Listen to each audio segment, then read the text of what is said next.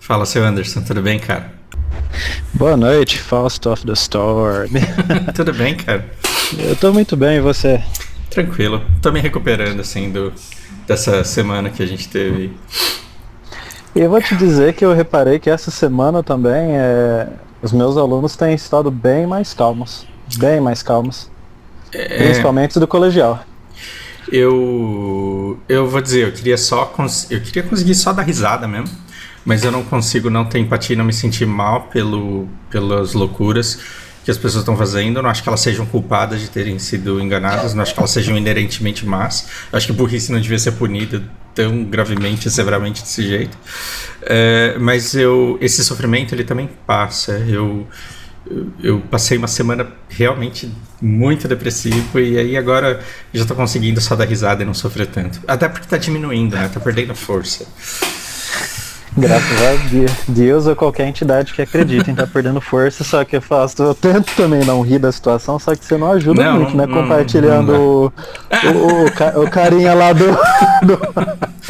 Mano, não, vou fingir que não aconteceu isso. Eu acho que Também. foi um começo bastante descontraído, não sei se muito legal de começar, mas eu queria. Eu fico pensando assim, as minhas conversas com o Lucas, elas não são para os seus alunos, e o que a gente podia fazer para os seus alunos, e o que eu ia gostar de escutar se eu estivesse no lugar deles. E aí eu não sei, eu queria te propor ter algumas conversas muito, não sobre política, não sobre geopolítica, não sobre economia, não sobre nada disso, mas sobre a vida mesmo, dar uma filosofada de leve. Para passar Certo. alguns valores que eles não precisam adotar como deles, mas que seria legal que eles pudessem agregar ao repertório, que seria legal sim, que eles pudessem pensar dessa forma e levar em consideração outras possibilidades de se ver o mundo, né? Com certeza. E na minha filosofia também de professor, igual eu te disse na minha primeira conversa, eu acho que só tem sentido eu ser professor quando eu consigo ter uma proximidade com os alunos. Uhum. E entre esses alunos que eu consigo essa proximidade, eles passam a ter, igual você disse há um tempão atrás nos seus vídeos, eles passam a ter comigo aquela impressão de irmão mais velho deles. Uhum. E aí é muito gostoso, por causa que eles me respeitam e eles têm em mim alguém para pedir conselho sobre a vida. Uhum. Hoje mesmo, uma aluna minha, maravilhosa, ela é do primeiro colegial, ela é afrodescendente, ela tem traços bem marcantes, ela é muito linda. Uhum. Ela estava se pegando numa situação onde, olha só, não querendo falar de política, só que eu vou Uhum. falar das motivações dela. Claro, claro. Os então amigos dela, a maior parte era bolsonarista, por assim Uhum. dizer, mas a gente via claramente que era imposição dos pais deles. Uhum. E ela não é, ela é totalmente o oposto. E ela se sentiu numa situação muito sozinha. E ela Uhum. começou a se afastar deles porque ela estava se sentindo indiretamente atacada. Uhum. Aí ela chegou em mim e falou, ela me chama até de Anderson, às vezes, nem de professor, mas ela às vezes me chama. Anderson, eu tô me sentindo muito bem, sabe? Porque eu estou sozinha e eu percebi que eu não preciso das pessoas.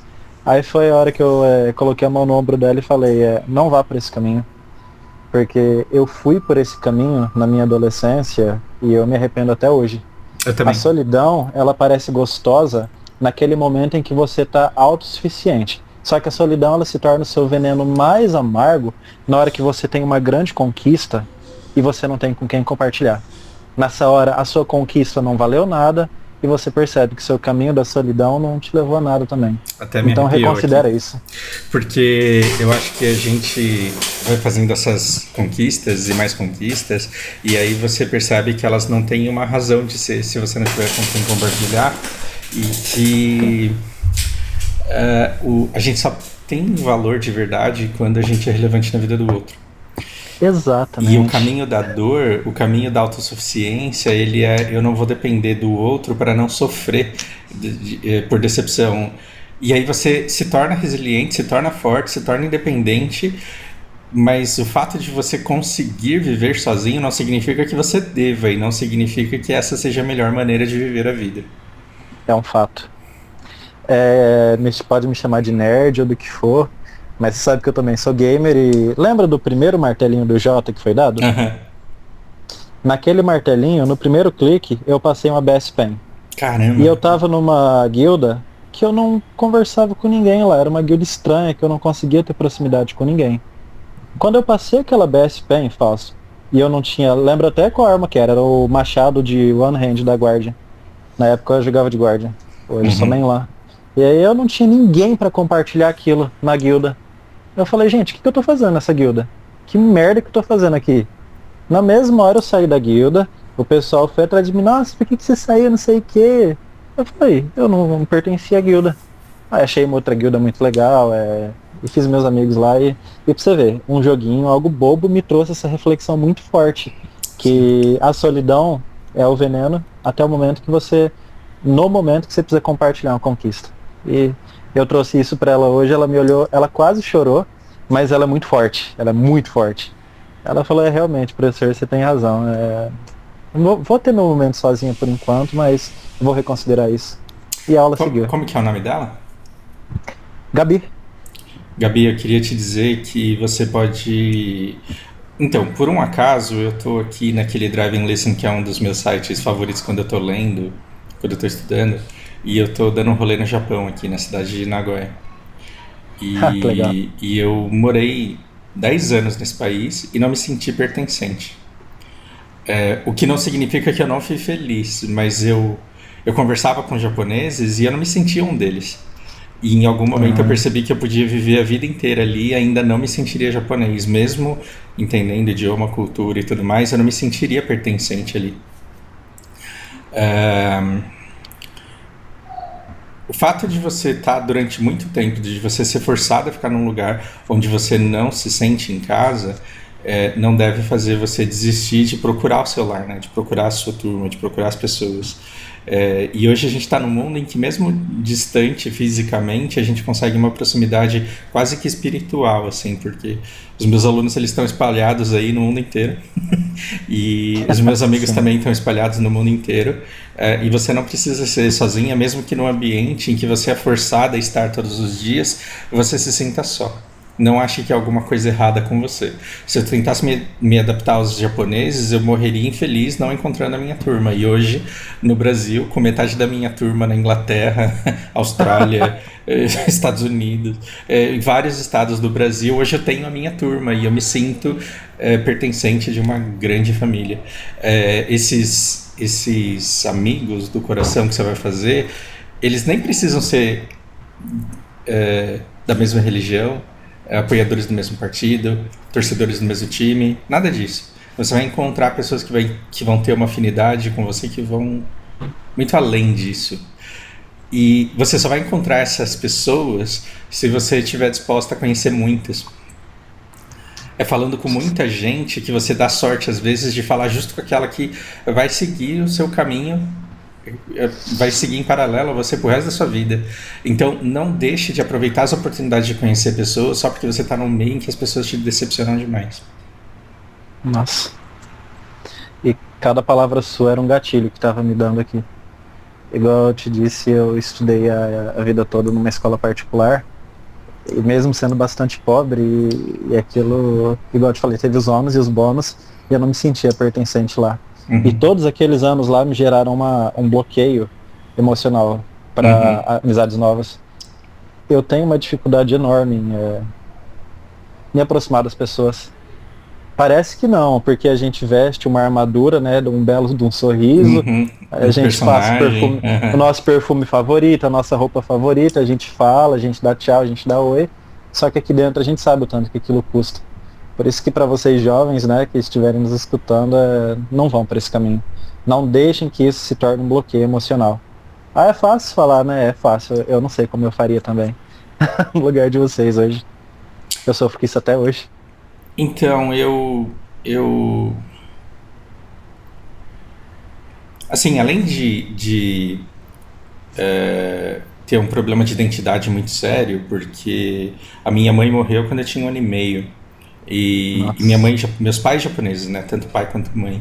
E meu pai casou com uma nordestina. Eu amo o povo nordestino. Mas meu pai casou com uma nordestina que se apresentava no núcleo familiar como mãe legítima.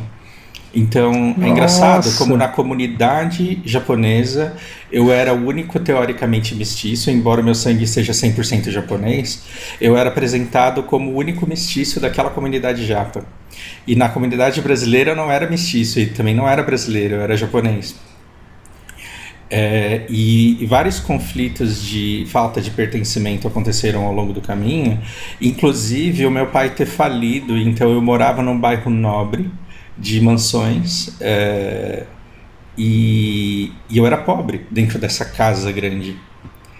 E isso foi mais uma coisa que me tirou o pertencimento. E depois eu fui para o Japão e aí era um brasileiro que não falava japonês morando num outro país. Essa solidão que você... E ainda assim, agora vai parecer muito arrogante da minha parte, mas eu sempre me achei mais inteligente do que a média das pessoas à minha volta. É nojento, eu sei. Você deve estar formando uma... Principalmente a Gabi, ela deve estar formando uma imagem de mim, assim, completamente nojenta. Mas eu não acho que isso me torne melhor do que ninguém, mas me torna muito mais solitário do que todo mundo. Com toda certeza. Porque eu não achava graça nas coisas que todo mundo achava graça, e eu queria contar coisas que ninguém estava vendo, e ninguém se importava. Sim. E essa solidão, como que eu curei? Justamente com essa independência que você gritou aí. Você falou, não, eu tô bem porque eu tô feliz sozinha. E aí o tempo vai passando, e aí às vezes você encontra pessoas que te fazem maravilhosamente bem, e aí você olha pra trás e fala, nossa, quanto tempo eu perdi fechado em mim mesmo. E às vezes você quer de volta esse tempo quando você finalmente tem força para se abrir, e o melhor tempo da sua vida não volta mais, porque você deixou de viver muitas coisas. Não deixe isso acontecer com você. Aprenda a socializar com as pessoas que você considera arrombada, porque a falsidade é um dos pilares da nossa sobrevivência em sociedade. Você vai ter que conviver com pessoas que pensam diferente de você, não precisa ser amiga de verdade, mas você pode ter uma relação pacífica e sociável muito boa, e você pode desenvolver respeito e admiração por outras coisas que não a visão política delas. E aí quando você encontrar a sua tribo, meu Deus do céu, você fala, é por isso que a gente está aqui, é gostoso estar aqui, né? Tipo, é bom poder ter a oportunidade de encontrar intimidade, cumplicidade, companheirismo com as pessoas à nossa volta. Mas você tem que se curar primeiro, para se abrir primeiro, porque aí a coisa acontece. Senão a gente fica culpando o nosso azar de encontrar pessoas a vida inteira. Detalhe, ela é uma garota muito inteligente também. Ela sofre dessa nossa maldição de... de novo, eu concordo com você, é repugnante falar desse jeito, mas ela sofre dessa nossa maldição de se sentir mais inteligente do que estão ao nosso redor. E eu acho que todo mundo sente isso, inclusive as pessoas mais burras são as que mais sentem isso. Mas um ótimo indicador para você saber se você é inteligente ou não é se você é solitário. Porque eu acho que o burro que se acha inteligente, ele se acha autossuficiente em tudo que ele sabe dentro do grupo onde ele está. E meu Deus, eu converso sobre filosofia com a Rita, eu converso sobre religião com a Márcia. E são pessoas que eu admiro profundamente, que eu considero mais inteligentes do que eu. Mas claramente, embora a gente tenha as mesmas paixões, a gente não está no mesmo mundo. A gente olha para o mesmo mundo e enxerga ele de maneira diferente. Então você não tem a sua turma, você não tem o seu lugar de estar, assim, é muito... E aí você vê que você só tem propósito, mesmo quando você consegue perceber a relevância que você tem na vida do outro, consegue fazer alguma coisa por ele. E além do mais, a base de ser falso na nossa sociedade, ela é tão importante que na vida corporativa, eu tô extrapolando um pouquinho, né? Ou você é muito falso o tempo todo, ou você não terá um lugar de espaço, a não ser que você seja o chefe.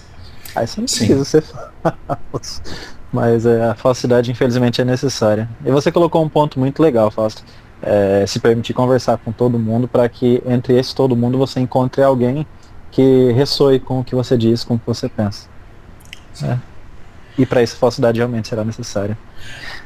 Eu gosto de estudar idiomas e eu gosto muito de refletir sobre o significado das palavras, e de vez em quando eu lembro Cara, eu gosto tanto de Senhor dos Anéis, e uma das coisas que já faz uns 20 anos que eu não leio, então eu não lembro exatamente como que era a passagem, mas é quando o Pippin e o Merry, eles estão nas florestas dos Ents e eles começam a conversar com os Ents sobre o idioma deles, né? Sobre o idioma das criaturas árvore.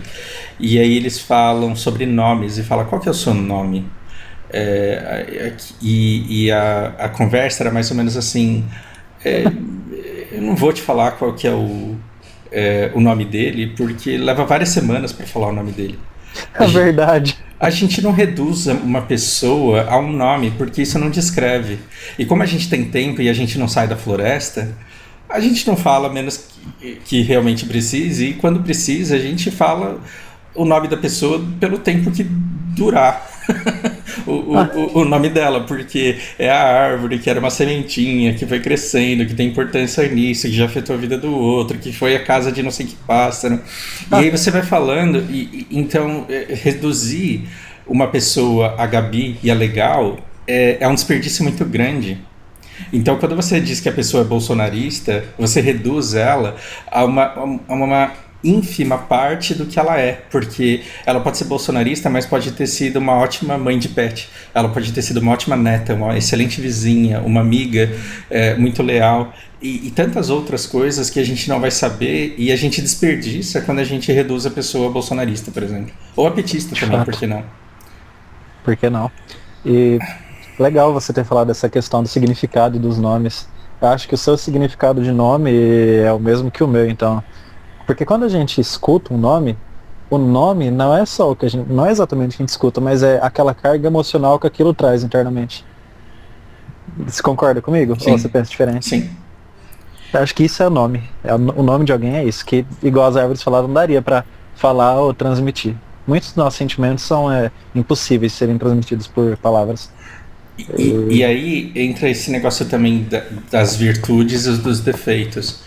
Então Sim. As pessoas colocam determinadas virtudes como sincero, verdadeiro, honesto, transparente, e outros defeitos como falso, político e outras coisas. E você não pode analisar a palavra em si sem pensar no contexto onde ela está envolvida. Sim. Né? Totalmente. Porque senão como é que a gente faz quando chega aquela sua tia toda empolgada num vestido que tá apertado demais pra festa e pergunta se ela tá bonita? Você vai falar se você tá horrorosa porque você tá gorda? Você não vai falar isso. Você vai falar se você fica mais bonita naquele seu outro vestido. E o que você tá sendo? Falsa, cara. Então assim, você merece ser odiada porque você falou que ela tá linda, mas com outra ela fica ainda mais linda. Não, você tá preservando sentimentos porque tem coisas que não precisam serem ditas porque elas não são edificantes. Com que idade você aprendeu isso? Que cara, eu fiz muita merda já na vida. Por quê? Porque eu era uma pessoa muito machucada e eu queria intencionalmente passar a minha dor pros outros. Porque na minha cabeça era assim que eu ia me livrar da dor. Então eu era justamente o cara que gostava de falar a verdade na cara. Grande merda, né? Grande merda. Fazia o outro sofrer e eu sofria muito mais do que a própria pessoa, porque isso não resolvia o meu problema. Eu tive algo parecido com isso, mas por caminhos um pouco diferentes. Eu tinha essa propensão à extrema sinceridade, não para fazer com que eu sentisse a dor e eu deixasse de senti-la, mas porque eu achava que aquilo era um traço de personalidade incrível. Então, na minha ânsia, em algum determinado momento, por aceitação, eu adotei isso muito forte. E foi terrível. Foi na época da faculdade ainda. Eu tinha por volta dos meus 19, 20, 21, 22. Eu aprendi também o quanto isso é babaca. Eu vou dar pra colocar depois dos 25, 26, 27. Bom. Eu acho que dos 25 aos 30 as pessoas elas dão um salto muito interessante. Esses vídeos aqui que a gente vai ter, a gente tá começando agora, não sei se vocês me perceberam, mas a gente vai começar só agora. Eu vou trazer umas ideias e vou jogar e aí a gente vai conversar, porque são coisas que eu realmente gostaria de ter escutado pessoas falando no começo da minha vida e eu pouparia muito tempo. E eu estava lendo num livro, nesse Todo Mundo Mente, depois eu vou deixar o link aqui na descrição do vídeo. E olha que interessante, isso é pesquisa de Big Data, não é pesquisa de opinião, porque nas pesquisas de Quando o cara do IBGE bate na sua porta, ou quando alguém faz uma entrevista com você, você responde como você quer que a pessoa te veja. Mas na internet, com as buscas que você faz no Google e no Big Data, você não mente. Ou até no que você fala, né? Que o Google escuta tudo, né? E aí, o que eles descobriram? Que os ganhadores de loteria, eles não são mais felizes no curto prazo depois de terem ganhado, mas eles são mais felizes no longo prazo. Ou seja, você ganha na loteria, você tem um momento de euforia, depois você volta para o lugar onde você estava, e quem já era alegre e feliz, geralmente volta a ser alegre e feliz, e quem era depressivo tem um momento de euforia, mas volta a ser depressivo, mas todos eles tendem a serem mais felizes no longo prazo. E a gente vai teorizar por quê. E a segunda coisa são os vizinhos desses ganhadores, e talvez seja a parte que eu mais quero passar essa mensagem para vocês. Os vizinhos dos ganhadores na loteria, num primeiro momento, eles se tornam mais consumistas. E num segundo momento, eles se tornam insolventes. Insolvente é uma palavra que vem do inglês que significa que se você vender tudo que você tem, você não consegue pagar o que você deve. Isso é insolvente. E aí eu queria saber, Anderson, tipo, o que te ocorre quando você escuta um negócio desse? Porque você acha que as pessoas, elas têm um momento de euforia, mas elas não mudam o estado de felicidade no curto prazo, mas elas são mais felizes no longo prazo? Por que você acha que isso acontece? Que estranho. Nossa, parece que eu vou... Não é, porque eu fico com vergonha de dar o mesmo exemplo de novo.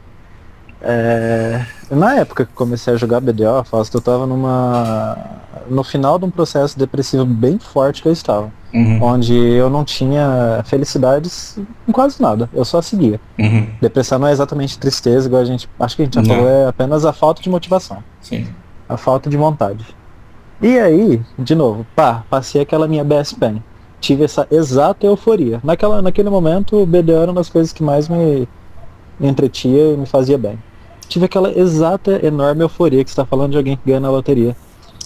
E, nossa, vou testar o personagem, papapá, agora eu grindo em tal lugar, sou forte. E rapidinho isso passou, igual você está falando. Falei, tá, e aí eu voltei. Tá, o jogo é isso aí. Só depois, realmente, que aquilo virou maturidade e eu comecei a poder explorar o jogo com mais gosto e aquilo passou a ser realmente uma conquista gostosa. Eu falei, poxa, sou forte e consigo fazer tal coisa. Aí agora voltando pro que você pediu sobre as pessoas que ficam ricas, ganham na loteria. Ufa, deve ser algo muito, realmente algo muito parecido. Inclusive muitas morrem, né, logo no primeiro ano devido a esse choque eufórico. Queria que isso fosse só mito, né, mas os números estatísticos, eles colocam uma porcentagem de 7 a cada 10, se não me engano, não era?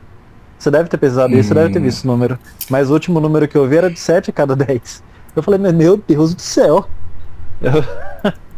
Que choque eufórico é esse? E puder, né? A pessoa acha que vai arregaçar. Vai pra festa, vai pra todo tipo de coisa que queria e não podia. E numa dessa vai lá e morre. Mas eu acho que deve se resumir, Fausto, a maturidade. A gente nunca está preparado para mudanças fortes. Toda mudança, seja boa ou ruim, ela gera um extremo desconforto. E o ser humano, ele só é feliz quando ele tem junto daquilo serenidade. Eu não acredito em felicidade sem paz ou sem calma. Não acredito. Quanto mais eufóricas as pessoas estão perto de mim, menos eu acredito que elas estão felizes. Elas estão eufóricas. Elas estão felizes quando aquilo passa a fazer parte da vida delas de forma calma, de forma tranquila, de forma serena. Aí aquilo se torna pacífico. Felicidade não é euforia, é um sentimento tão gostoso. É igual aquela musiquinha dos passarinhos cantando logo que você acorda de manhã, aquela leveza. Aquilo pra mim é felicidade. Todo o resto é euforia. Acho que deve ser isso. Muito legal. É muito legal ver a tua perspectiva. Eu conheci muito recém-rico, sabe? Por ter morado no bairro onde eu morei. Então eu vira e mexe mudava, assim, alguém que tinha, não ganhado na loteria, mas dado muito certo em algum negócio.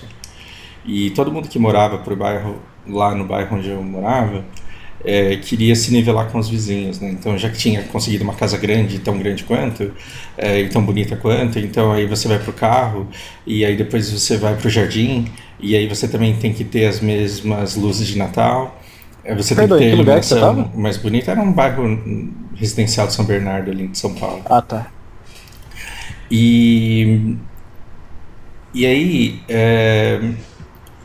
quando as casas elas já ficam no máximo, do ponto máximo de beleza que elas podem alcançar, aí começa a aparecer outro tipo de competitividade, né?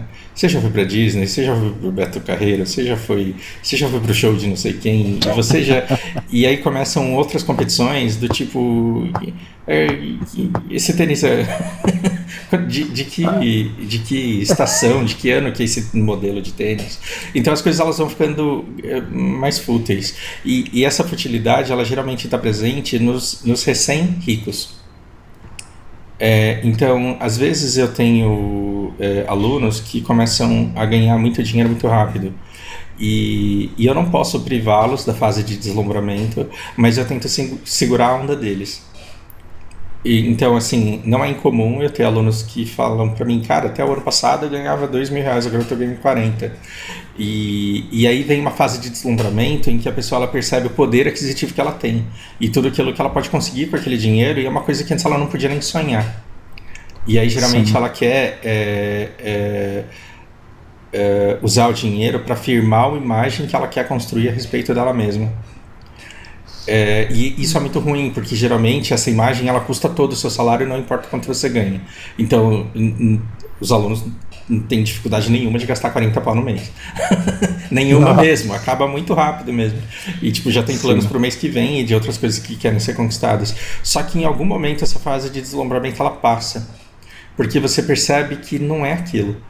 Que você não consegue almoçar 2 vezes, vestir 2 roupas, estar em 2 lugares, curtir 2 pessoas. Até consegue, mas assim, não não no sentido pleno da coisa. Sim. Você começa a perceber que você tem limitações físicas, você tem as suas fronteiras ali e os seus limites. E aí, eu acho que o problema de quem ganha na loteria é que ele sempre teve vontade de ter acesso e usufruto a coisas que ele nunca foi permitido ter acesso, porque era caro demais. Então, quando ele tem acesso, ele quer experimentar tudo. E ele, de fato, experimenta tudo. E essas sensações, elas precisam se superar. Então, você quer uma mulher ou um namorado cada vez mais bonito, você quer uma comida cada vez mais gostosa, uma praia cada vez mais bonita, um carro cada vez mais potente, uma droga cada vez mais forte. E você precisa de superação daquilo. E chega uma hora que acaba, que você não consegue manter o mesmo nível de euforia e de felicidade. E aí entra um segundo ponto, que começa a bater aquele vazio de, meu Deus, eu tenho ABS Pen, o que eu faço agora? Nossa. E aí nessa hora, você precisa saber quais são as poucas coisas que você precisa ter para ser feliz de verdade. E olha que incrível, às vezes essas coisas que você precisa ter não custam dinheiro sequer. Não custa. Um pôr do sol não custa. Não custa nada. Então, suponha que você seja uma pessoa ávida por leitura. Você consegue assinar aquele Kindle Unlimited, você consegue ler à vontade um catálogo de milhares de livros. Eu acho que é por R$ 30 por mês ou R$ 20 por mês, alguma coisa assim. Então você não precisa ficar rico para ser o maior leitor do mundo.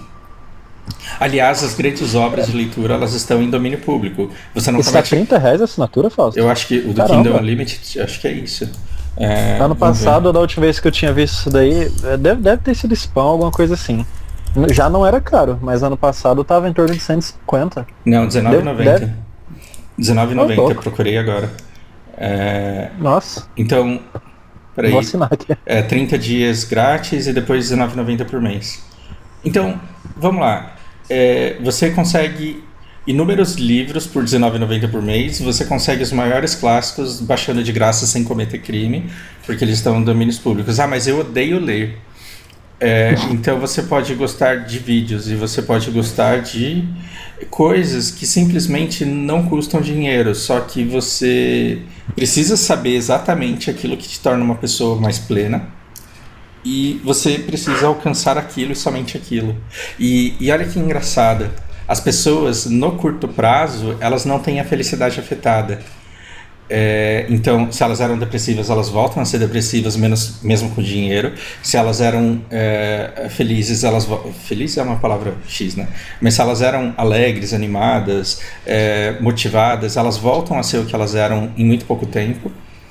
Mas elas tendem a ser mais felizes no longo prazo. E eu acho que a única explicação da pessoa ser mais feliz a longo prazo é porque ela tem, por poder experimentar muita coisa, ela tem maiores chances de descobrir o que ela realmente gosta e conseguir aquilo para a vida dela.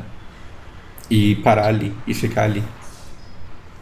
É incrível o link, né, que foi feito no começo da nossa conversa, né? Sobre conversar com muitas pessoas e achar certo. Exato. Então quando a gente é adolescente, e eu lembro muito bem como era isso quando eu estava no ensino médio, a gente quer ser tão foda, mas tão foda, mas tão foda, que a gente seja bom pra todo mundo. Por quê? Porque a gente é criança, é moldável. A gente ainda não tem identidade tão bem definida assim. A gente aprende muito rápido e muda muito rápido. A gente está observando as nossas mudanças o tempo inteiro. Então você quer ser a pessoa legal que agrada a todo mundo. E é impossível você agradar a todo mundo.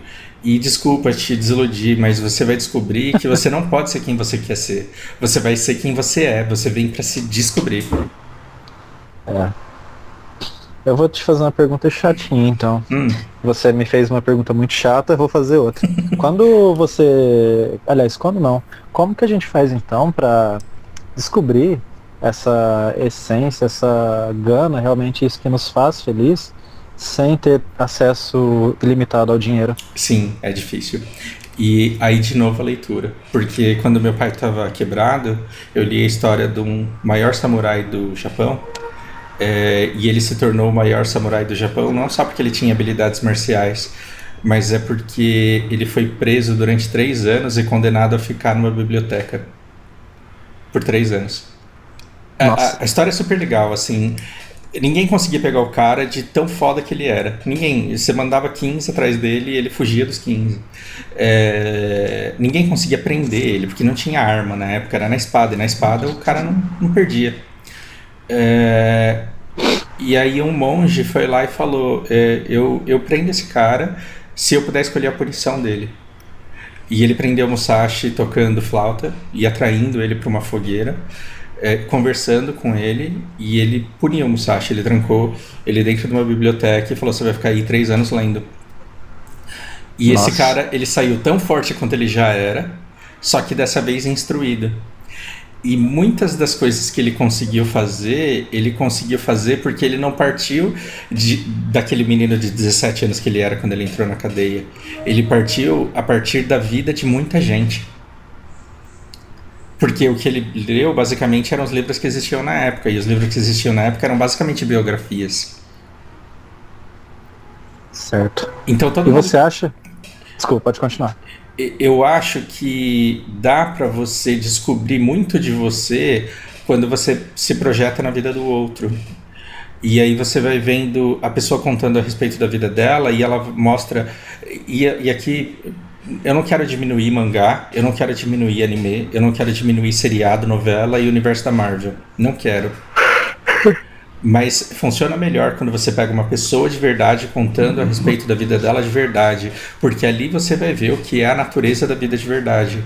E aí você vê os erros que a pessoa comete, você aprende com os erros dela, e você vê as paixões da pessoa e vê no que essas paixões levam, e você vê decisões que a pessoa tomou que você não tomaria e no que elas deram. E aí você vai adquirindo uma bagagem, e quando as coisas acontecem com você não é pego de surpresa por uma coisa que você não entende, você lembra de outras pessoas que já passaram por isso, e aí você se sente menos só, e você tem mais chance de descobrir se é aquilo que você quer para sua vida ou não. E você tem a percepção, então, de que as pessoas elas podem aprender verdadeiramente sem que elas tenham que experienciar. Sim. Elas conseguem aprender apenas com projeções delas mesmas no que o outro é ou fez? Sim. Eu não sei se eu posso dizer que todo mundo é capaz disso.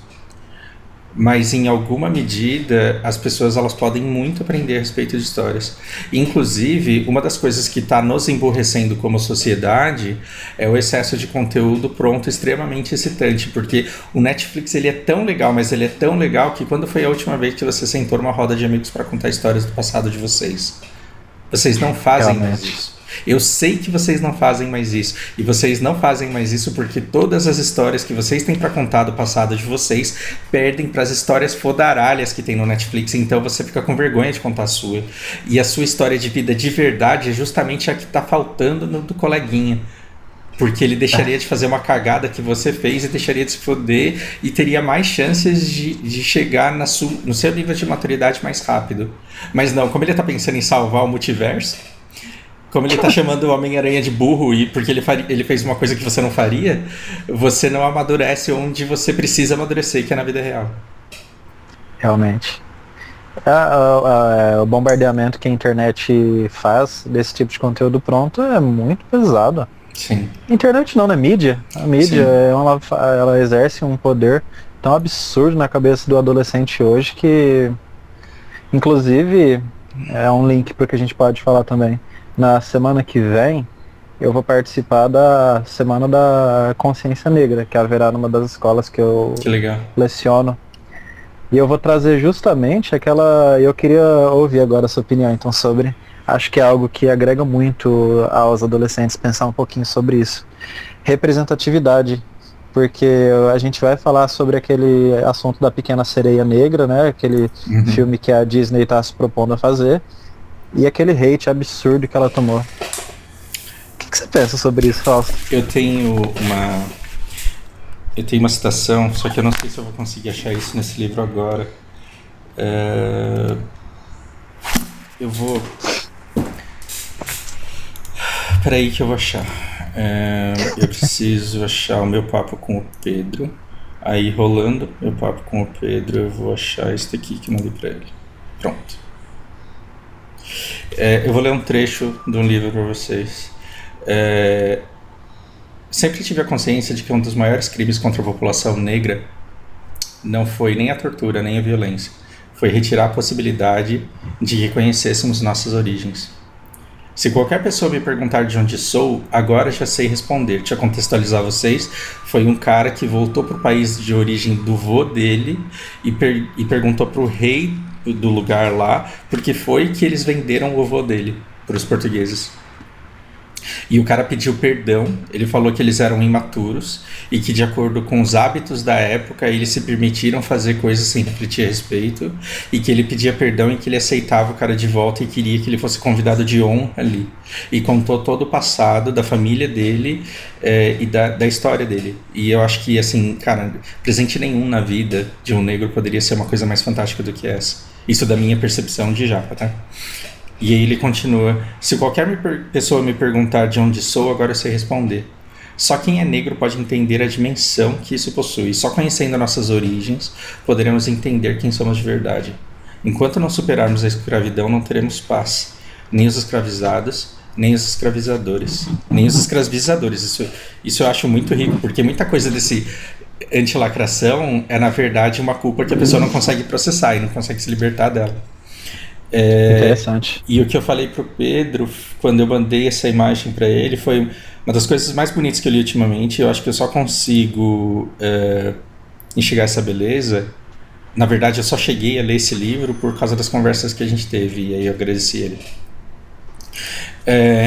É engraçado porque o negro, ele, por exemplo, eu sei que os meus pais eram japoneses, a família do meu pai era de Tóquio, a família da minha mãe era de... nossa, esqueci o nome da província agora. Não importa, mas é pro norte de Tóquio ali. Eu sei que meu avô morreu por consequência dos campos de concentração da guerra. Eu sei que meu bisavô era comprador de máquina de tecelagem para a empresa japonesa onde ele estava, e ele comprava máquinas de ingleses. Eu sei sobre a história dos samurais. Eu sei sobre toda a história e o processo que culminou em mim. e tem muito negro que não sabe se veio de Angola, da Nigéria, de que lugar da África, que não tem contato. Eu sei falar japonês. E assim, que idioma que os seus bisavós ou tataravós falavam? Bisavós eu acho que foi muito pouco. Mas assim, 200 anos para cima, que idioma que eles estavam falando e onde no mundo eles estavam? E aí você cresce num lugar onde só os brancos foram colocados em posição de destaque. Então, para uma criança, em menor medida, eu sei o que é isso, porque eu só consegui me identificar com alguma coisa quando começou a passar Jaspion na televisão. Porque até então não tinha um japonês para eu falar, eu sou esse cara aí. E eu sei a importância, porque eu tinha 9 anos quando isso aconteceu. Pois é. E aí, no caso, você coloca. Você não, né? O consumidor, o quem está assistindo, o telespectador, coloca aquilo como uma possibilidade de ser um igual.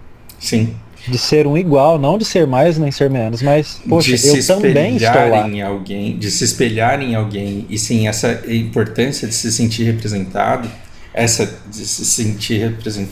importantíssimo para uma criança. A gente não está falando de adulto mais, né? A gente está falando de crianças que estão formando a sua concepção de identidade e de possibilidades e de caminhos futuros. Agora imagina, se não tem super-herói, se não tem herói, se não tem mocinho, se não tem profissional, se não tem bem-sucedido, se não tem respeitável dentro da sociedade onde ele está, ele vai se espelhar em quem? Pois é. Então, sim, isso é muito importante. E aí o problema também é que a maior parte dessa lacração, aliás, a maior parte não, toda essa lacração não vem das crianças, vem justamente do adolescente, do adulto que se sentiu, eu tenho o direito de não gostar dela, não ser o que ela era nas histórias clássicas. Parabéns. Nota 0 para você. Eu acho que, assim, o ressentimento da minoria ele também foi cooptado e capitalizado.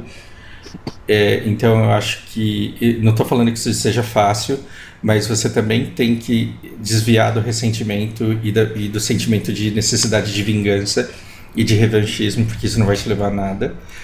E o ideal é que você conseguisse superar e se tornar maior que isso. Não estou dizendo que seja fácil para todo mundo conseguir, mas acreditar que você pode ter um salvador que vai te colocar num papel de destaque na sociedade, aí estão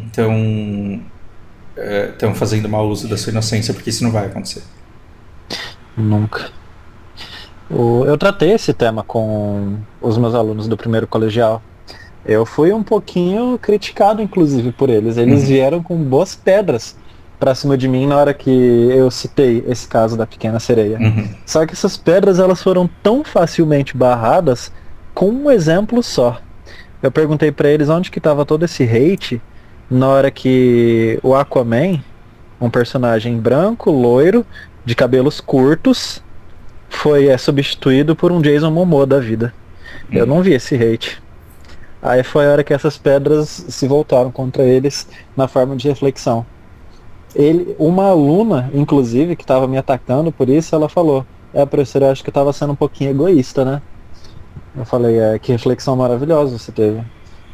Na nossa ânsia de querer que a nossa vontade seja a maior, que ela prevaleça, o nosso egoísmo floresce a tal ponto que a gente simplesmente esquece que outras pessoas também podem ter uma importância maior do que a nossa para aquela questão. Poxa, em que a Pequena Sereia Ser Negra afeta no seu dia a dia, né? E vocês têm que ter ideia de que a polarização interessa a elite e que o tempo inteiro vão querer fazer você brigar com alguém por algum motivo. Então, se você está brigando com alguém por algum motivo, é porque você está fazendo um jogo que não defende seus interesses. E a empatia, ela é sempre uma ótima maneira de impedir uma briga. Entenda porque a pessoa que quer a Pequena Sereia negra quer tanto que ela seja negra, entenda e respeite a posição e a visão de mundo dela, e entenda a pequenez e a fragilidade e a insegurança da pessoa que está vendo seu mundo desmoronar porque a Pequena Sereia é negra. E veja essa pessoa como uma coitada e tente passar segurança para ela, porque talvez você conquiste uma amiga. Não vai ser a amiga mais de discernimento rico do mundo, mas pode ser uma aliada. Só o fato de você não estar brigando hoje, você já está muito à frente da média, da maioria. É. Quanto mais você conseguir fazer isso, melhor. Empatia sempre funciona. Inclusive, tava me perguntando como conversar com as pessoas da esquerda, como conversar com as pessoas da direita. Bolsonaro é multifacetado. Existe o Bolsonaro cristão, que os cristãos recebem. Existe o Bolsonaro da bala, que a bancada e os seguidores da bala seguem. Então, cada um vai gostar do Bolsonaro por causa de um Bolsonaro específico que ele recebeu, produzido para ele, nos canais que ele assina e que ele acompanha. Então, não caia nessa ideia de que todo bolsonarista é igual, porque os bolsonaristas, eles são bolsonaristas por motivos diferentes. E se você descobrir que tipo de bolsonarista ele já é mais fácil de você identificar o medo que ele tem e de conseguir deixar ele numa situação de segurança e que ele não vai te atacar. Realmente. Você tem medo de comunismo? Eu também tenho. Não vamos deixar esse negócio entrar aqui, não. E aí você consegue conversar com ele sobre sexualidade. Agora, assim, você tem medo de tacarem uma chupeta de piroga na sua boca? Eu também tenho. Mas aí você consegue falar sobre capitalismo e comunismo com o cara. Você tem medo de os caras fechar a igreja? Eu também tenho, mas então vamos conversar. E você resgata a humanidade das pessoas e você vê que é um monte de criança amedrontada. Para cada grito de ódio, tem 10 de medo. Você vê os caras chorando na frente de quartel, falando, pelo amor de Deus, socorre nós. Olha o tamanho do medo, imagina o tamanho do fantasma que esses caras têm medo pra estar na porta do quartel pedindo, pelo amor de Deus, intervenção militar. Esse nível de fanatismo tá muito parecido com... Tá muito parecido não, pra mim tá idêntico à adoração que muitos têm pelo futebol. Você torce por aquilo de forma cega e é isso. Mas eu acho que é pior, eu acho que tipo... E talvez muita gente se sinta desrespeitada com isso. A igreja neopentecostal, ela coloca uns fantasmas na cabeça das pessoas também, que são tão apavorantes quanto o comunismo, tanto quanto o PT, que é aquele negócio do capeta que endemonia a pessoa ali que precisa ser expulsa, e o mal, e o inimigo, e esse negócio deixa as pessoas doentes, e ela acha que se ela não fizer a cruzada da fé e se não der todo o dinheiro dela para a igreja, ela vai estar desprotegida. Então, geralmente, toda forma de agressividade, ela tem um fundo muito grande de medo. Então, a primeira coisa que você precisa fazer, se você quer conversar com uma pessoa de extrema esquerda, de extrema direita, de posição, entenda qual é o medo que ela tem e afaste ela desse medo. E aí você vai ver que ela vai passar pro seu lado. Sim. Quem que ensinou isso de maneira grandiosa e ninguém percebeu? Os Anéis do Poder lá que todo mundo xingou porque os numerianos são franzinos. Ai, Deus. Eu tenho uma notícia, talvez, não para te tranquilizar exatamente, mas para trazer algum pensamento. Como esse momento que estamos vivendo é histórico e, portanto, é também difícil comparar, porque a gente não era vivo na época da Alemanha nazista, a gente não viveu aquela época do absolutismo na pele. A gente tem o que está nos livros de história. Só que, o que eu percebi nos meus alunos aqui do ensino médio, e um pouquinho também do fundamental, 9º ano, 8º anos, né, que são da escola pública, ou seja, a população é maioritariamente pobre. Eles estão mais calmos e estão mais unidos novamente, depois que a eleição passou. De verdade, Fausto, eu achei... Eu não estava esperando que fosse ser igual uma chave que simplesmente virou. Mas eu também não acho que a gente possa baixar completamente a guarda. E eu quero deixar até uma resposta pro... Bom, eu não vou procurar isso agora. Desculpa. Mas do tipo, eu não acho tão produtivo você ficar falando de Alexandre Garcia agora. Muito pelo contrário, agora é a hora de falar dele. Justamente por causa disso que você está percebendo nos seus alunos. A tensão está baixando. A tensão está baixando, os ânimos estão baixando. Agora é a hora que você tem que chegar e falar assim, semana passada estava desse jeito aqui, porque o cara não esqueceu ainda. E ele vai falar, puta que pariu, é mesmo. Por quê? Porque o Bolsonaro vai voltar, talvez o Bolsonaro em si não volte, mas o bolsonarismo está vivo. E ele vai ser alimentado. E tudo isso que a gente está vendo, essas manifestações supostamente orgânicas, elas serão usadas de conteúdo. Talvez quem se frustrou com o exército agora nunca mais seja bolsonarista, mas a propaganda, a máquina de impulsionamento, ela vai continuar aí convertendo novas pessoas. Então a gente tem que chegar para essas pessoas que não foram convertidas ainda e falar, não entra nisso não, deixa eu conversar com você. No caso, a gente iria atingir muito mais os pré-adolescentes, né? Exato. Que eu acho que são os menos afetados. E mas eles também são muito vulneráveis, porque eles começam a ser bombardeados e se eles não têm uma orientação, eles são levados por aquilo. E convicção política na adolescência é muito difícil de tirar. Estatisticamente, eu coloco para você uma porcentagem de que apenas 10% dos meus alunos já são fanáticos. Uhum. Talvez 5%, 10% é muito, que normalmente numa classe de 40 alunos tem um. A cada 40, então a porcentagem ainda menor. Mas legal, tem classes que tem 2. Então a gente consegue colocar uma média de, vamos colocar 5% no máximo dos alunos já são fanatizados. E de fato alguns são. O resto é tudo muito raso. Mas também tá sedento para conseguir se encontrar, né? E tá buscando uma narrativa que lhe sirva. E não é que a gente queira cooptar essas pessoas para serem seguidores de Fausto, não é isso. É pelo menos para inocular ali, para te imunizar contra essas retóricas polarizantes. Para você ficar ali no meio falando, vocês dois estão viajando. Sim, eu queria ter mais contato esse ano com terceiros colegiais e alunos que estão entrando na faculdade. Esse ano eu não tive. Eu tive muito mais contato com primeiros colegiais, nonos e oitavos. Então, essa é o pequeniníssimo recorte que eu observei isso. De longe, olhando a sala de terceiro colegial de longe, que eu não entro em nenhuma, eu também senti que eles estão mais calmos. Mas aí eu não posso te falar com certeza. E eu queria ver alunos que estão entrando em faculdade. Um aluno que tem 18 anos hoje, que saiu do ensino médio e já conseguiu entrar na faculdade. Como que ele está? A exposição dos bolsonaristas agora está fazendo muito bem para esses adolescentes, porque eles estão percebendo, porque ninguém é tonto mais, né? Estão se infiltrando nos grupos, estão vendo as barbaridades que são ditas, estão vendo a mídia, estão vendo os apitos de cachorro do Bolsonaro nos pronunciamentos dele e estão ligando uma coisa com a outra.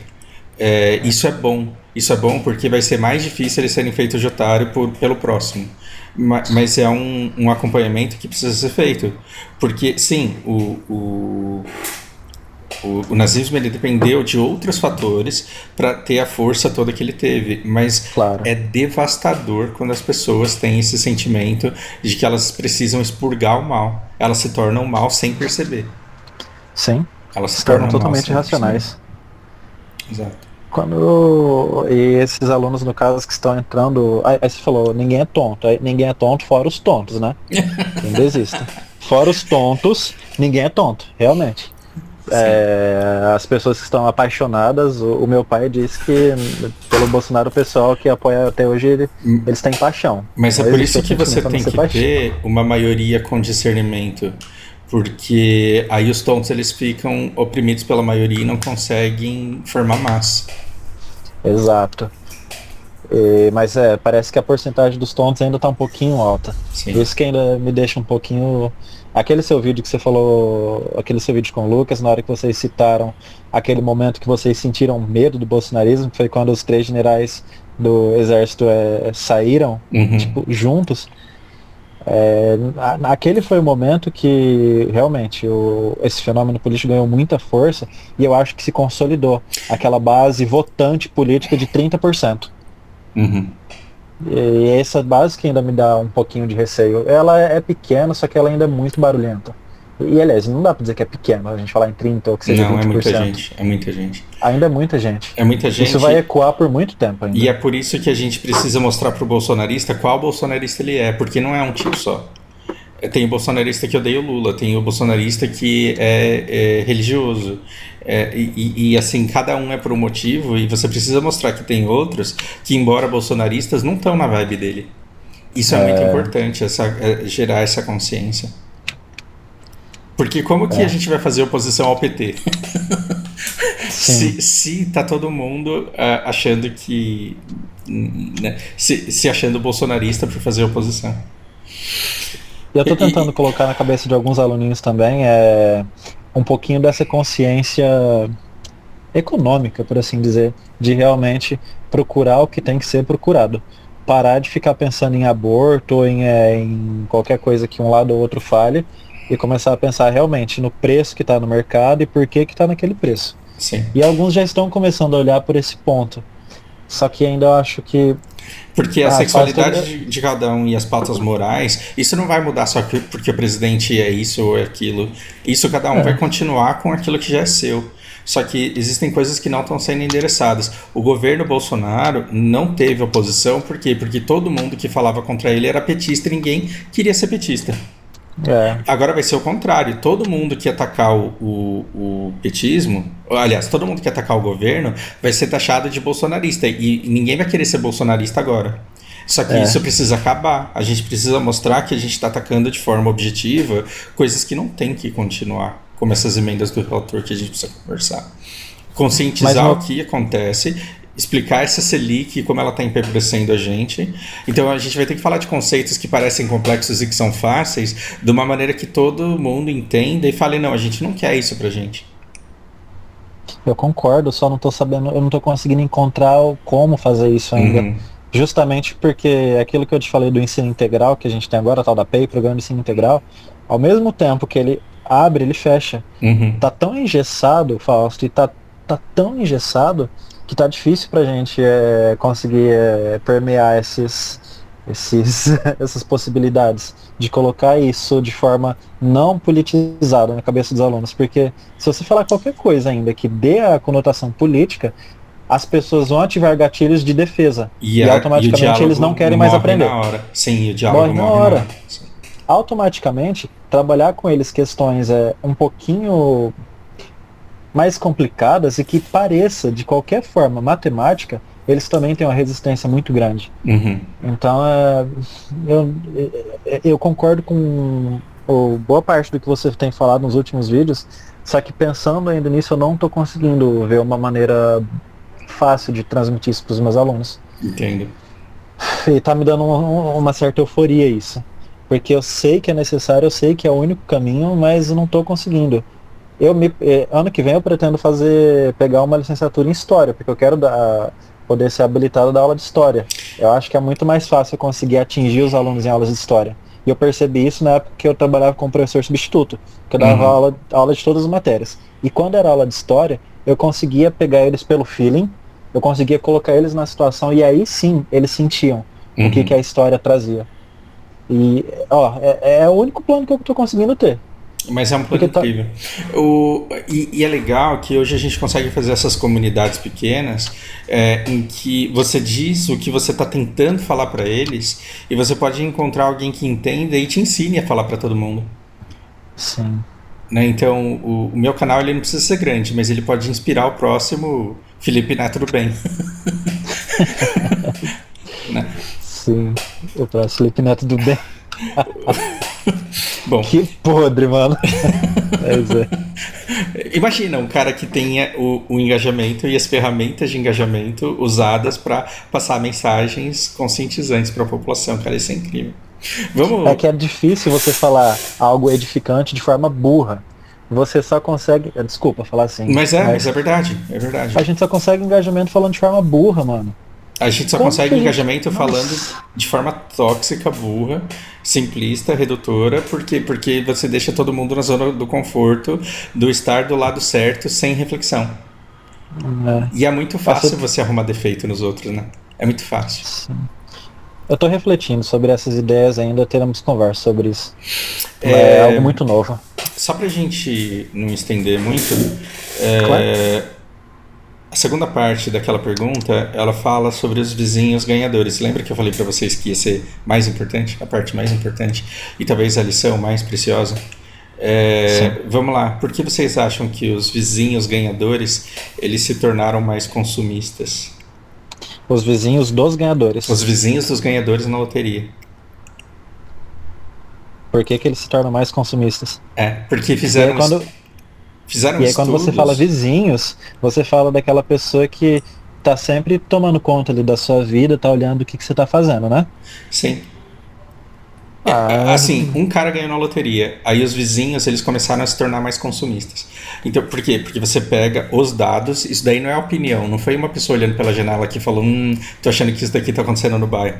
Isso daí foi no país inteiro ao longo de muito tempo, eles fizeram um mapeamento de todos os ganhadores e analisaram os padrões de consumo dos arredores das casas dessas pessoas e perceberam que mais carros novos eram vendidos, que mais eletrodomésticos eram vendidos, que o nível de consumo ali das pessoas subia muito e que no médio prazo os vizinhos se tornavam insolventes. Isso daqui pode salvar a vida da sua família. E pode salvar, se não a vida da sua família, pode salvar a tua vida. E se não salvar a tua vida, ela pode tornar a tua vida pelo menos um pouco mais fácil. Por quê? desculpa perguntar isso, mas tem uma resposta que não seja a resposta simples, porque a resposta simples parece muito óbvia. Mas pode falar, porque geralmente as respostas simples, elas são as certas, né? O que vem à tua cabeça quando você vê isso? É legal, assim, não tenha vergonha de errar, não tem problema nenhum que não seja certo. Porque a única coisa que eu consigo pensar a priori é competição, neurônios espelhos, se ele tá fazendo aquilo, eu também tem. Tipo Dona Florinda, quando o seu Madruga ganhou aquele cupomzinho pra ir pra Acapulco, ela falou, se a gentalha vai da marra, a gente também vai. Exatamente. Na música. E isso daí não é eu que também acho o que você acha. Isso é o resultado do estudo que foi feito de análise de dados e análise comportamental. Quando o cara que trabalha na mesma fábrica que você troca de carro, a probabilidade que você queira trocar de carro por um modelo melhor do que dele aumenta muito. E aí você vai ser o cara que vai dizer que não, eu não sou competitivo. É o sonho da minha... esse carro aqui é o sonho da minha vida, eu sempre quis ele, eu ia comprar de qualquer jeito. E você vai dizer isso... O problema é que você não vai dizer isso para os vizinhos, você vai dizer isso para você mesmo. Sim. É igual aquela pessoa que tá fazendo dieta, aí chega num dia de trampo difícil, meu dia foi isso, eu mereço comer aquele doce hoje. O dia que o Anderson passou a BSP e pergunta pra ele o que é isso, ele causou depressão em metade da guild, e metade quis parar de jogar, falou, esse jogo não é justo. Por quê? Porque eu jogo melhor. E eu não passei, eu falhei, eu quebrei, eu gastei o martelo e depois quebrei o meu item. E depois naquela época, perguntem pra ele o que isso significa. Era muito raro naquela época. O que eu tô querendo dizer é que você lembra do cara que ganhou na loteria e que ele só foi mais feliz no longo prazo porque ele descobriu para que serviu o dinheiro e antes de saber para que serviu o dinheiro ele teve que saber o que fazia ele feliz? Então... enquanto você não descobrir isso, você não vai ser feliz. E se você não descobrir isso logo, não estou dizendo que você tem que descobrir isso com 11, 15 anos, pelo amor de Deus. Mas enquanto você não descobrir isso, você pode ser enganado e levado a acreditar que a felicidade está em ter alguma coisa melhor do que o outro tem. Por quê? Porque a gente é competitivo e a gente se compara muito. E aí o que pode acontecer? Você pode perder muito tempo da sua vida trabalhando para ter coisas que você não precisa, que você não quer, mas que você acha que deve ter para mostrar para os outros como você está podendo. Isso é uma grande perda de tempo. Total, de tempo, e tempo é vida.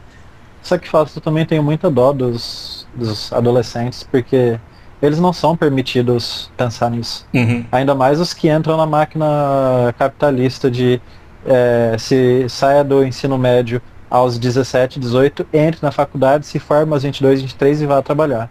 Uhum. Essa pessoa, ela se torna um robô.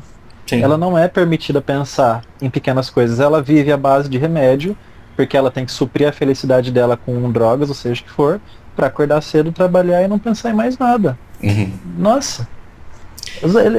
E aí, como que a gente faz? E aí você vai na festa de Natal, e aí vê aquele monte de tia que fica perguntando, você passou no concurso, você já casou, já teve filho, você já se formou? E aí você começa a estabelecer um monte de metas em que você quer fazer tudo isso.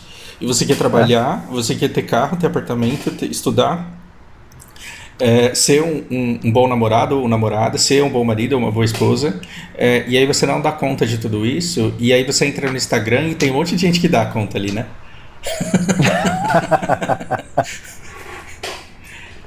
Tem muita gente que consegue estar com o corpo perfeito, consegue acordar cedo, consegue trabalhar, consegue estudar e ter amizades. Realmente consegue. Então, o que eu tô querendo dizer pra vocês é que você pode falar essa conversa aí de hoje não serve pra mim, porque vizinho meu nenhum jamais ganha na loteria.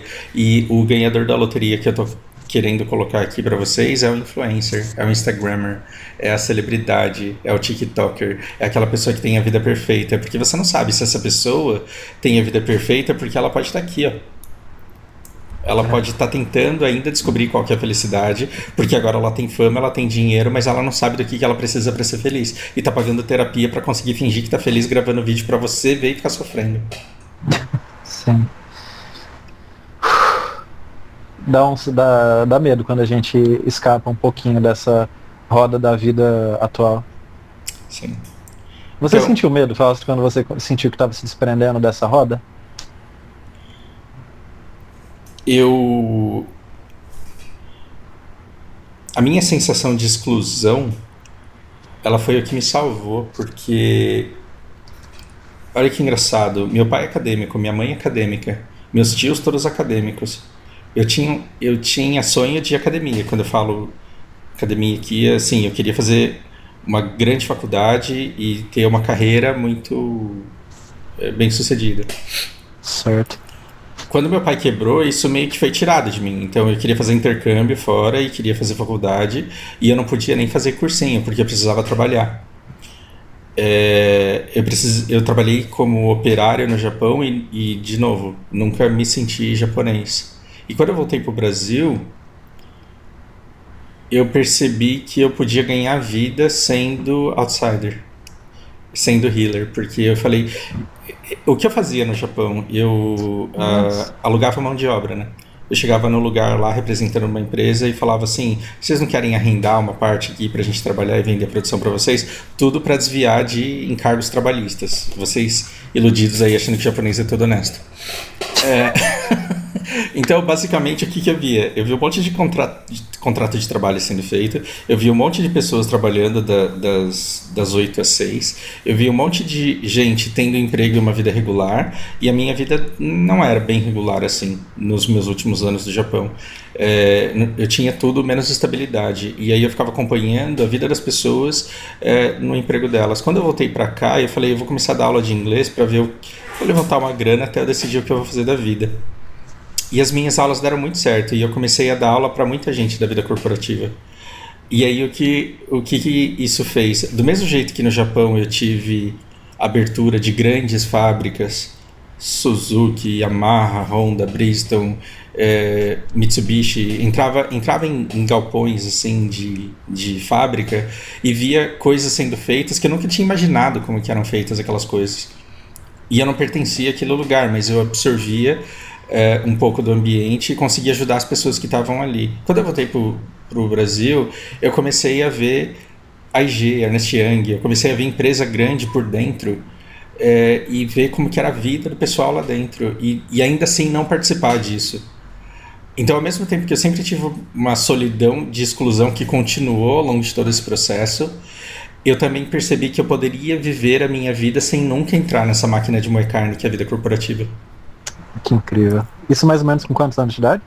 30. Desculpa, eu sou muito apegado ao número. Sim, eu comecei a trabalhar com Eigyo, que eles chamam, né? Com 27.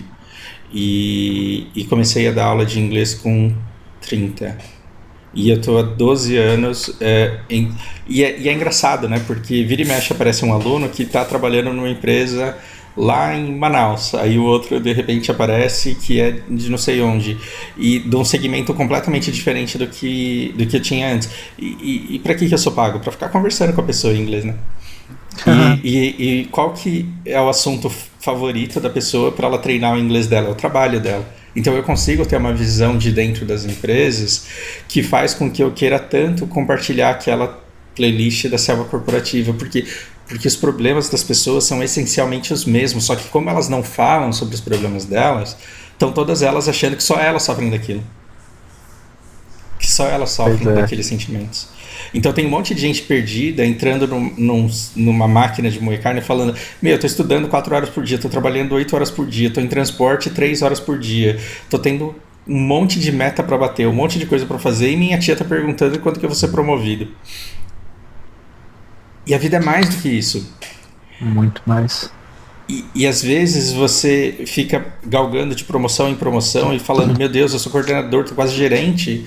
E você percebe que você não precisa de uma vida de diretor para ser feliz. Por quê? Porque você descobriu muito cedo qual é aquela vida que te agrada.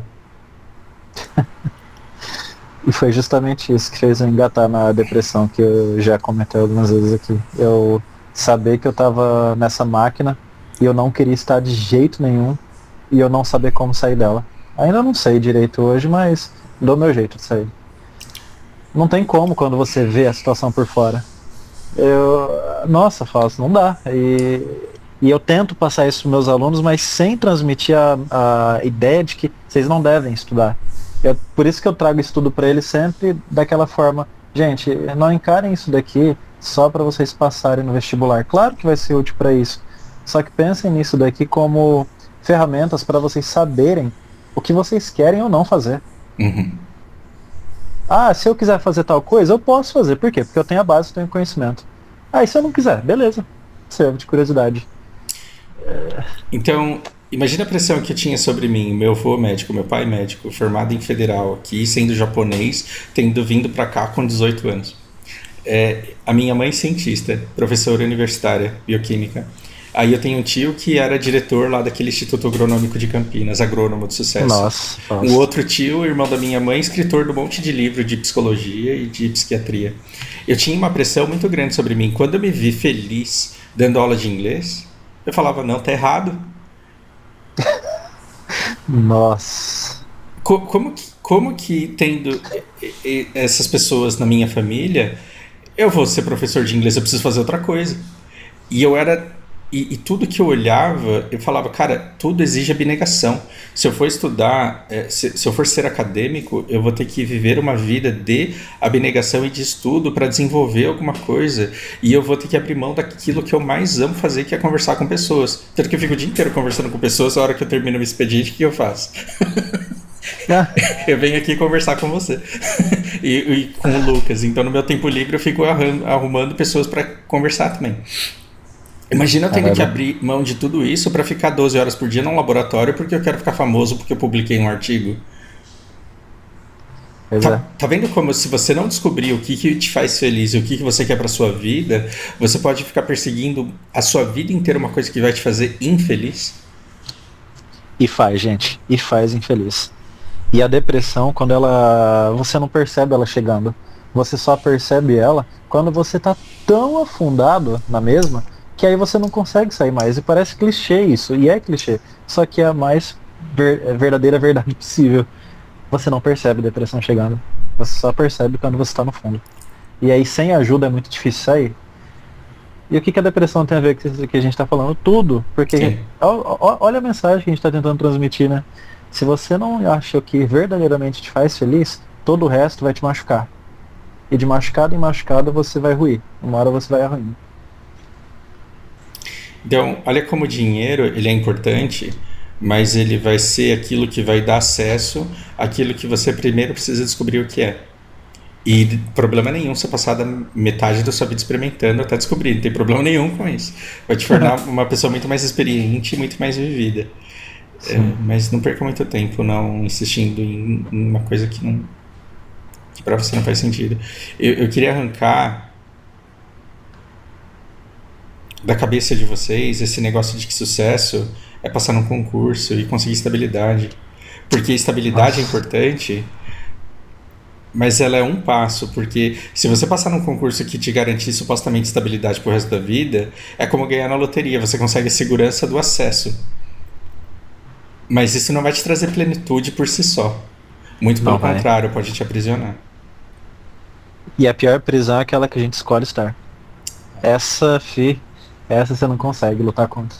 Quando você escolhe estar numa prisão, como que você sai se é a sua escolha estar ali? E às vezes, quando você decide que você quer sair, aí você não pode mais, porque você está com esposa, filho, responsabilidade, mãe doente. Então, se você conseguir carrego positivo numa coisa que você ame, não abra mão, porque é muito difícil. Dá para considerar que a pessoa tem sorte quando ela consegue encontrar alguma coisa que ela ame fazer, que ela pode fazer e que dá carrego positivo para a vida dela. Quando eu falo carrego positivo, cada dia que você trabalha tá te dando experiência para você trabalhar melhor amanhã. Pois é.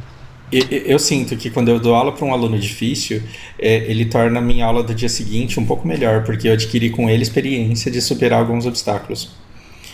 E isso me dá a sensação de que, por mais que eu seja um professor de inglês há muito tempo, eu estou me tornando cada vez melhor. E eu não preciso de um reconhecimento do mercado, eu só preciso do reconhecimento do aluno que está ali naquele dia, naquela hora, naquela aula.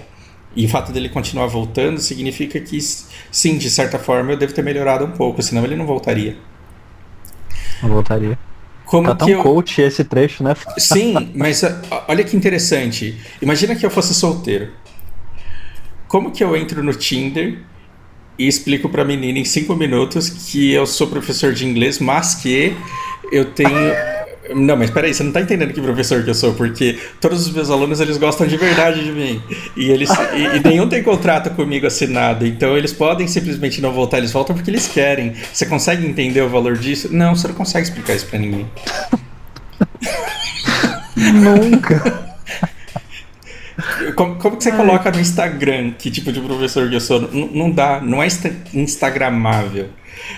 E as maiores vitórias que você pode buscar na sua vida, elas podem não ser instagramáveis. Aliás, tomara que não sejam. Tomara que não seja, senão a sua vida vai chegar ao fim muito rápido. Sim. E o legal é que a gente tocou nesse mesmo assunto na nossa primeira conversa. Uhum. Então repare na importância que isso deve ter, né? Isso deve ter. Se vocês gostarem, a gente vai continuar tendo esse tipo de conversa, porque eu me amarro nisso, e é uma maneira de eu conseguir passar um pouquinho de experiência de vida que eu gostaria de ter tido, porque eu perdi muito tempo dedicando tempo e esforço a coisas que não eram importantes para mim e que eu descobri só muito depois. A gente pode até falar sobre relacionamento aqui, de repente, e não tem assunto proibido e não tem uma cartilha fixa. A gente vai falando toda semana o que der na telha da gente falar. Eu logo falo, eu sou péssimo para relacionamento, então...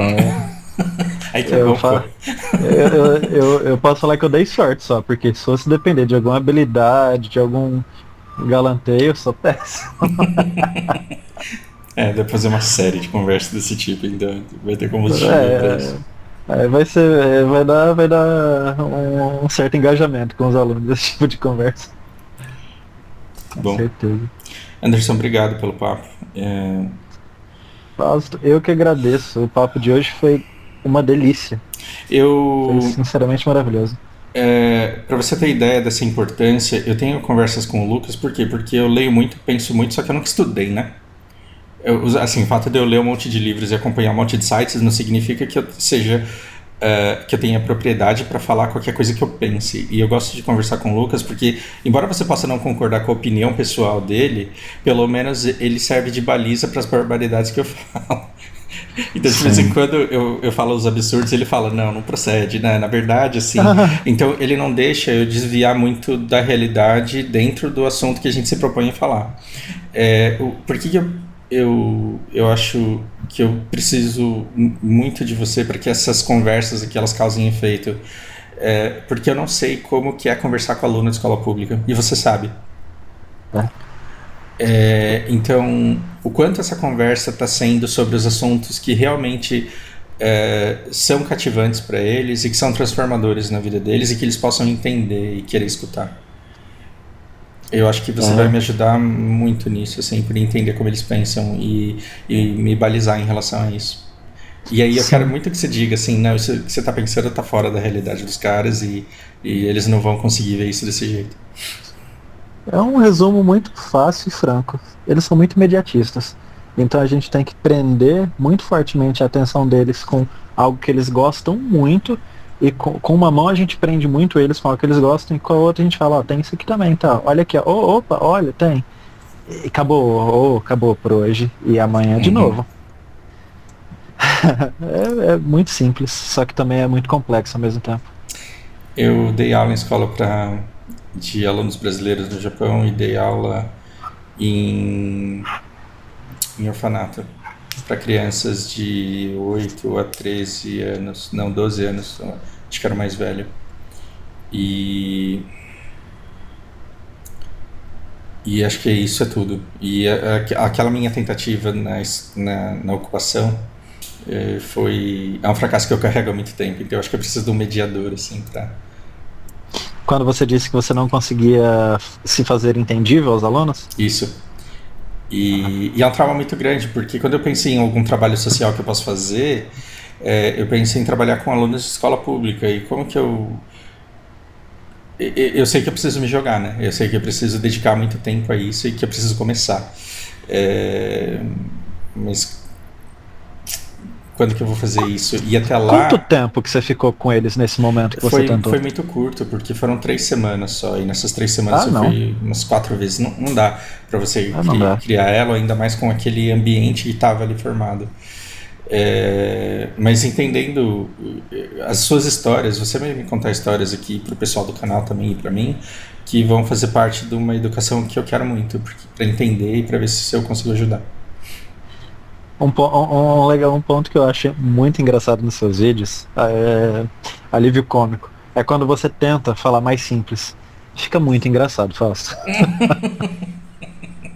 Fica muito engraçado. O Fausto sendo um molecão, assim, né? Usando umas gírias, vai falar assim, igual... Você fala, sabe, daquele arrepio assim na espinha e ao mesmo tempo é engraçado. Essa é a sensação que passa. E, tipo, não fala assim, não. Olha, eu tenho certeza que se você tiver um pouquinho mais de contato com essa molecada, com essa juventude do ensino público, rapidamente você entra no feeling. Eu vivi a escola toda, a minha infância toda e pré-adolescência numa escola particular. Uhum. Eu cheguei falando difícil com os meus alunos de matemática. Rapidamente eu vi que aquilo não seria efetivo nunca. E muito rapidamente você começa a espelhar a linguagem deles. Óbvio, não são todos os professores que fazem isso, alguns eu não quero falar muito porquê, mas alguns simplesmente escolhem não fazer assim. E falham. Você tem esse feeling, você tem essa sensação de que não é assim. Então eu tenho certeza que você seria e será incrível quando tiver o tempo e se propor. Vamos ver. Porque essas conversas elas precisam evoluir pra gente falar o que é o MEC, né? Para que serve o MEC? E por que a gente não pode se permitir, se restringir somente ao conteúdo do MEC, porque senão a gente vai ser somente quem ele foi feito para que a gente fosse. E aí a gente tem que tomar cuidado na hora de falar isso. Sim. Eu principalmente. Sim. Eu tenho sorte que o diretor da escola que eu trabalho aqui, ele gosta muito de mim e ele me dá carta branca para trabalhar. Não fosse isso, eu teria que tomar um pouquinho de cuidado. Eu tenho sorte que meu canal é pequeno e vai ser isso aí mesmo. Em vez de compartilhar o canal, compartilha a sua ideia com seus amigos, é melhor. Não, mentira. Eu só não... eu não tenho problema em ver esse canal crescer, né? Quando eu falo que eu não quero esse canal grande, eu não tenho problema em esse canal crescer, mas eu não quero que ele cresça viralizando por motivos vazios. Eu quero que ele simplesmente atraia pessoas que busquem uma mensagem parecida com aquilo que a gente quer compartilhar aqui. Certo. Concordo totalmente. Cara, é isso por hoje. Vamos descansar. Obrigado pelo tempo, pela prontidão, pela disponibilidade. Semana que vem, se tudo der certo, tem mais. Eu que agradeço, Alcio. Foi um prazer cada segundo que tivemos dessa conversa. De coração, obrigado. Obrigado.